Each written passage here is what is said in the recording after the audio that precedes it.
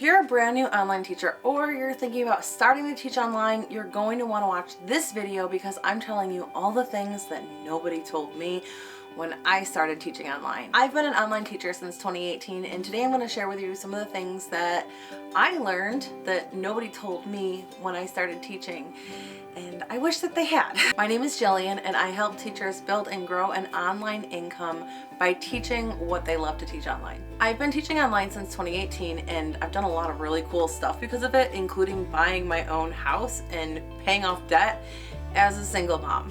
So it's definitely possible. But if you're looking to grow your own business online, go ahead and hit that subscribe button and click that bell notification so you don't miss anything. The first thing that I think every online teacher should know right off the bat is that working with a company prepares you to go independent. So you're gonna hear a lot of teachers saying that you'll make way more money as an independent teacher. And yes, this is true, but nobody talks about how much the experience that you get from working with a company is actually worth. It takes a lot to learn a brand new skill. And when you're learning how to build an online teaching business and learning how to teach online, and sometimes learning how to be a teacher because you haven't done this professionally, it's going to take a lot out of you. If you've never taught online before, I would highly recommend that you set aside a couple of hours a week to work with another company or work for a volunteer organization. They have online ones too. By doing this, you're going to learn skills that are going to help you become a better teacher. You will get the opportunity to figure out what you like to teach, what kinds of students you enjoy working with the most, what their needs are, what you're really good at, and where you need to improve in your teaching. And if you're thinking, but I want to go independent, I already got my certification, you need to realize that no teacher is going to be fully booked the second that they launch their teaching business. These coaches that are telling you that you can start from zero and have a six-figure business in 28 days, come on. You know that's not the norm, right? Like, this isn't a get-rich-quick scheme.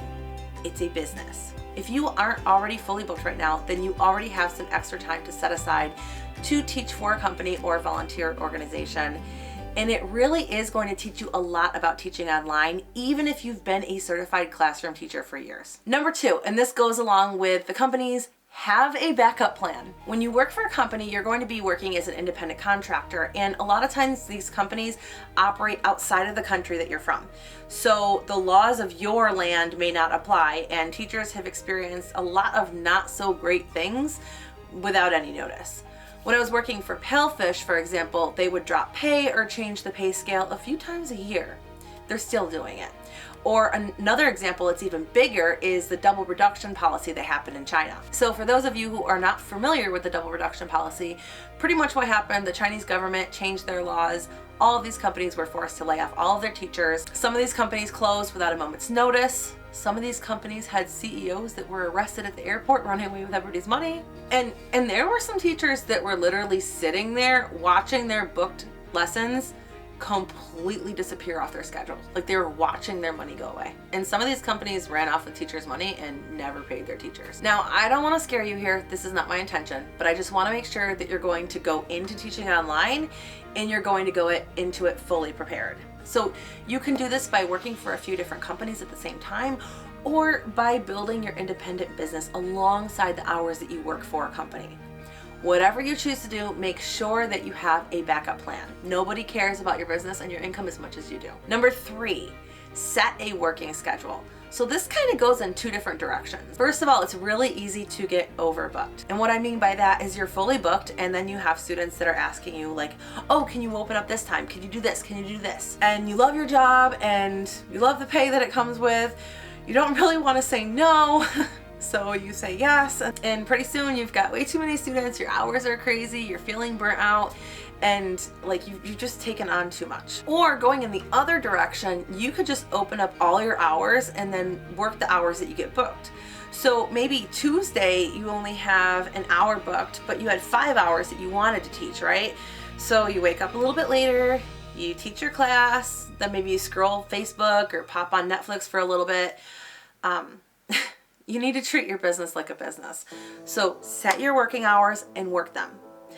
On those days or those hours that you have no students, or you've got chunks of empty time during times that you made available to work those hours. So some things that you can do during these unbooked hours: log into Cambly and take calls.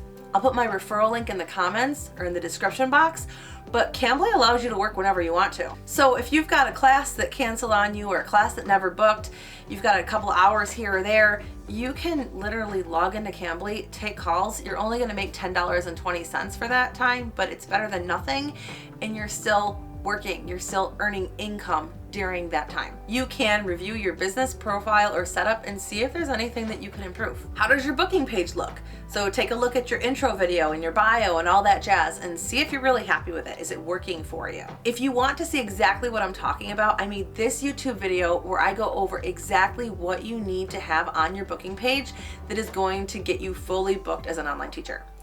You could follow up on new or old leads. You could prepare for your next lessons, create a new class.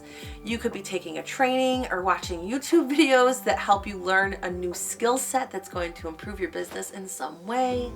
You could apply for a new company. You could record a YouTube video for independent teaching business or email your students. There are a million things that you could be doing to help you grow.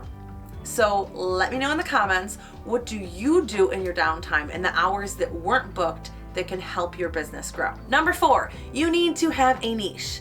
So I kind of hate this word because it's been so overused in the past by so many people, but when I say niche, I mean like, who do you want to teach?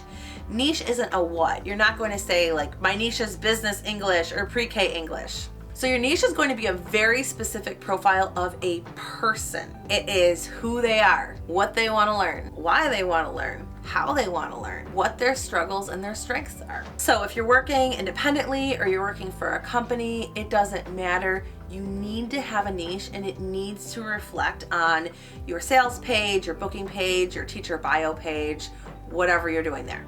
This is going to help you stand out, and it's going to make people want to book you. I would highly recommend everyone checking out this video where we talk about finding a niche that works for you. Number 5, you need to have a system for new students and trial students. And again, this works for both independent teachers and teachers working for a company. When you get a new student, you should have a system in place for what you say to them after they book your lesson and after they take the lesson. This is going to help you grow your online teaching business by having higher trial conversion rates, and it's also going to increase the sales retention of your students. And what I mean by that is, how long are they staying with you as a paying student? This is a good practice to have for all of your paying students, but it is absolutely necessary for anyone that you teach for the first time. Have a system in place where you send them a message before and after their first lesson or their trial lesson. Number 6, you don't need a fancy setup.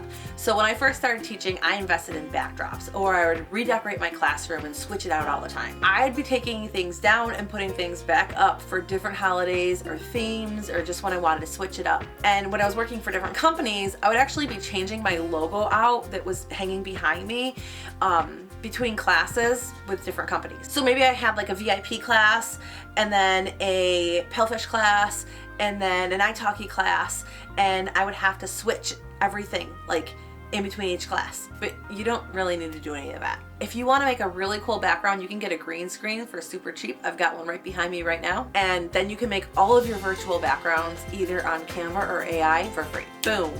One green screen will give you unlimited backgrounds, and you don't need to set up anything really except for once, and after that it's just a few clicks on your computer and you're done. And I'll put the green screen that I use in the description box too if you want to check it out. Number 7, an external camera is gold. They can get expensive, but there's one that I really like from Anchor, I think is how you say it.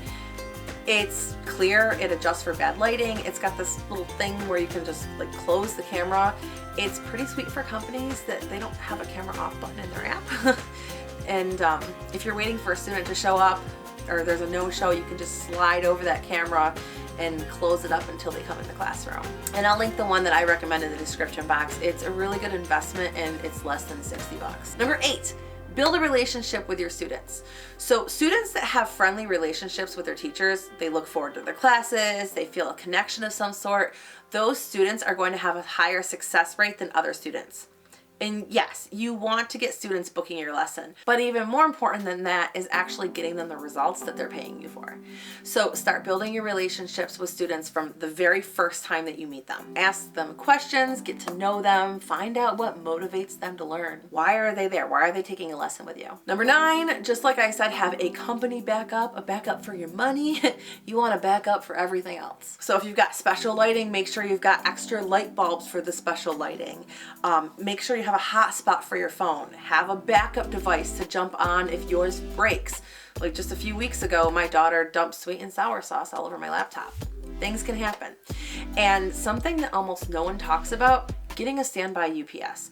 So this is going to allow you to plug in your laptop, your lighting, your Wi-Fi if your power goes out, so you can it'll still give power wherever you need it to go if the power goes out. This isn't necessary to get right off the bat, but I do recommend putting it on your Amazon wish list and grabbing it later when you can afford it. This one, and I'll link it in the description box, I've had since 2021 and it works great. I've even used it for other things, like I plugged in a CPAP machine, I've charged my phone when the power went out.